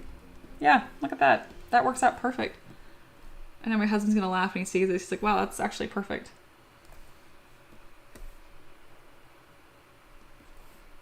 Yeah, that was meant to be. I think that was Mini Blaze's idea. So some celebration for Mini Blaze because that really brought the entire model together. What a good recommendation. Thank you, thank you. Midori says, like the stool, great idea, right? Oh, Mini Blaze also suggested a spittoon under his foot. I love that suggestion. I do not have a spittoon modeled, but perhaps I do. I actually do have a little vase here that I mean, spittoons are supposed to not be really narrow lipped unless you have like, that'd be quite the skill, wouldn't it, to be able to spit into this accurately. But I do think having something ornate on the base would be an improvement. What do you guys think about maybe a couple, like a little drink or two? Some little fancy thing. Also, I need to make this stool just a little bit, the legs a little bit longer. So I'm gonna go ahead and do that. There we go. I want to make sure they actually collide with the base.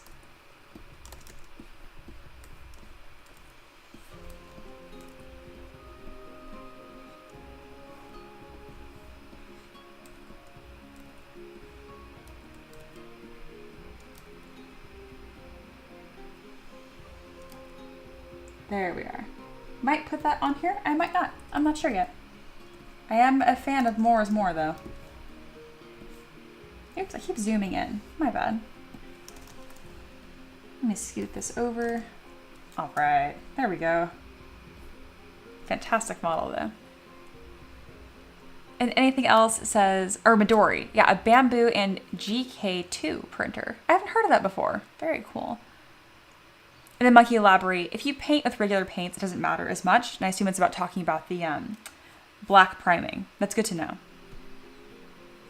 Anything else agrees, it really is user-friendly. Borg says, what I find with 3D software for modeling that you can't say to an object, this surface. Okay, something about that sentence came out really jumbled, and my autocorrect in my brain is not working. Could you repeat your question, Borg? Mini Blaze says, oh man, the Federation needs me. That ad was wild. And then no jug, like a shine jug. A shine jug? A what? Like moonshine? I'm gonna Google this. I must see this result. Oh, yeah. No, I don't have one of those. I'm not gonna add it, but maybe for a future model.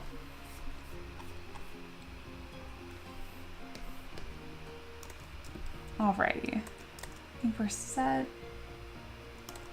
I'm gonna delete this little thing too, just make this more simple. All right. Well, I think it's time to add a fun render for this. Perfect. Oh, I love this. All right, so when adding quick render, I open Lightbox with comma, I scroll all the way to the side, and there's two that I bounce between, which is radial overlay and preview AO, which AO just means ambient occlusion. Mini Blaze says, you need to add that to your library. Very true. So Mini Blaze is referring to my asset library. Yeah, check that out. Where I make all these pieces and I slowly draw from them as I make more and more new models. I definitely need a moonshine drug. All right, that's a really fun render here. Let's go ahead and do the other one just so we have it as an option.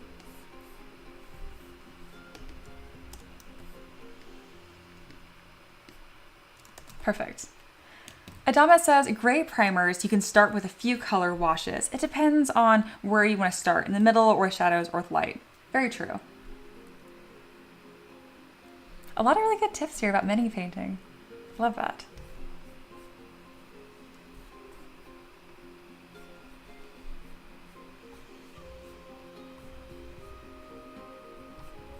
Alrighty. I think I'm going to cut this one here. This is a really good short and sweet stream, about 2 hours. Got a lot of good work here done, which makes me very happy. Like always, thank you guys so much for being here. I would love if you guys joined our Discord. That's our Taverb. Please join, share your mini painting insights, all that good stuff. I'd love to have you there. And then Mini Blaze asked, do you export for STLs? Yes. So I export from here. It's called an OBJ. You can 3D print OBJs or STLs. They both totally work. My Patreon format is STL though. Borg says, if you place the stool, for example, you needed to make it bigger or smaller to make it fit. Why not have the program do the following? You click the bottom of the leg, the stool. I'm not for some reason comprehending this question.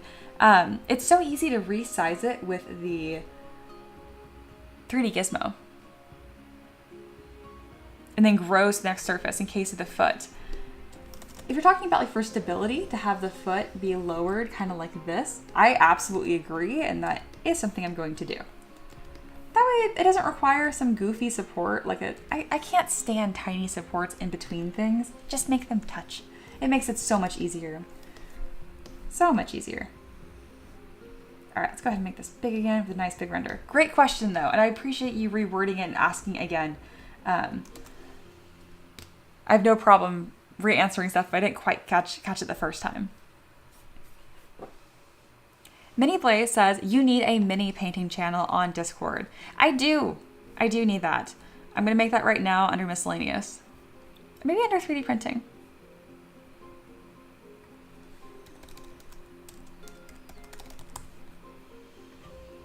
All right, I have created it and I went ahead and tagged you, Mini Blaze. Or your Major Blaze there, isn't that right? Yeah. All right, so this is our Discord. I just put the invite in the chat. Make sure you guys go to the rules, not so much to read them, but this is where you guys get your roles. And if you pick right here, I have a mini painter role and a Taverb peasant. Taverb peasants is what I call you guys. Y'all are my peasants. We gather at the Taverb and we sculpt models together. So if you want notifications for live streams, make sure you add that role. It's like the little farmer person. And then I can tell you guys whenever I stream, which is pretty much every day.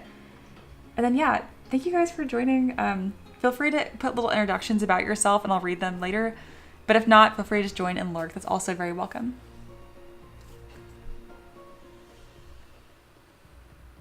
Very good. Very good.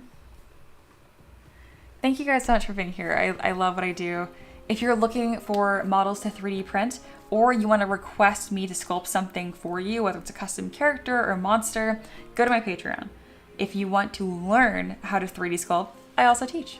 Go to my Patreon as well. That's the answer. That's always the answer. All roads lead to Patreon. But no, seriously, thank you guys so much for being here. I'll probably see you tomorrow around the same time. Usually around noon Eastern time. If I haven't started streaming by 1, then I'm not going to stream that day. But yes, I'll let you guys know in Discord when I stream tomorrow. Alrighty, I think that's it. Take care and I'll see you then, okay? Bye.